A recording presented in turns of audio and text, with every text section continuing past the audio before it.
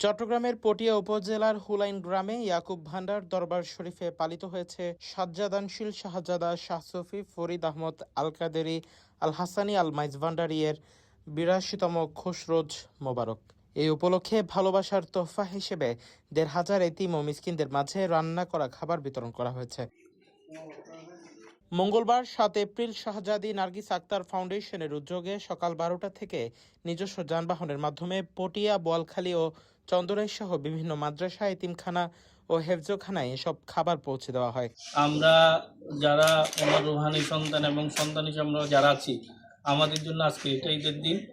তো আমরা আমাদের ঈদটা সবার সাথে ভাগ করার জন্য আমাদের এর আয়োজন। আমরা দেশবাসীর কাছে দোয়া চাই আমরা যেন ওনার হায়াতে তবিলা তাহেরা দান করেন এবং আমাদের মাঝে আরও উনি বেঁচে থাকেন। আমরা পটিয়া, আনোয়ারা, চন্দনাইশের বেশ কয়েকটি প্রতিষ্ঠানে আমাদের এই কার্যক্রম আমরা পৌঁছে দিয়ে যাচ্ছি।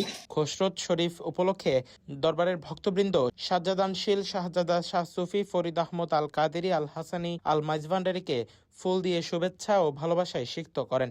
এ সময় উপস্থিত ছিলেন ইয়াকুব ভান্ডারের দরবারের বড় শাহজাদা রেজাউল করিম ইয়াকুবী, প্রকাশ বড় মিয়া, শাহজাদা নিজামুল করিম, সুজন ইয়াকুবী, জুয়েল, হাজি মারুফ, মহিউদ্দিন খান সহ আরও অনেকে। আমরা গত বছর এই ভালোবাসা তোহফা বিতরণ করেছিলাম। এই বছর আমরা গত বছরের তুলনায় এই বছর আমরা বড় পরিসরে এই আয়োজন করেছি। আমরা আমাদের আরেকটা ফাউন্ডেশন আছে, নার্গিস আক্তার ফাউন্ডেশন, ওনার মাধ্যমেও আমরা বিভিন্ন কার্যক্রম করতেছি। পাশাপাশি আজকের এই মূল মেসেজ যেটা, আমরা ইয়াকুব ভান্ডার দরবার শরীফ সবসময় মানবতার কল্যাণে, মানব সেবায় নিয়োজিত, তারই ধারাবাহিকতায় আজকের এই আয়োজন। এবং আমরা আশা করতেছি আল্লাহ মাওলাই করিমের দরবারে ফরিয়াদ কিয়ামত পর্যন্ত হাসপাতাল আমরা এই কার্যক্রম চালু রাখতে পারি। অনুষ্ঠানের শেষে ইয়াকুব ভান্ডার দরবার শরীফের সাজ্জাদানশীল শাহজাদা শাহ সুফি ফরিদ আহমদ আল কাদেরী আল হাসানি আল মাইজভান্ডারী সহ সকল আউলিয়া ইকরাম ও দেশ ও জাতির কল্যাণ কামনায় বিশেষ দোয়া ও মোনাজাতের আয়োজন করা হয়।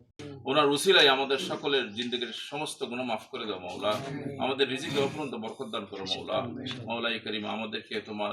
পটিয়া প্রতিনিধির পাঠানো তথ্যচিত্রে news desk, CTG post, Chittagong.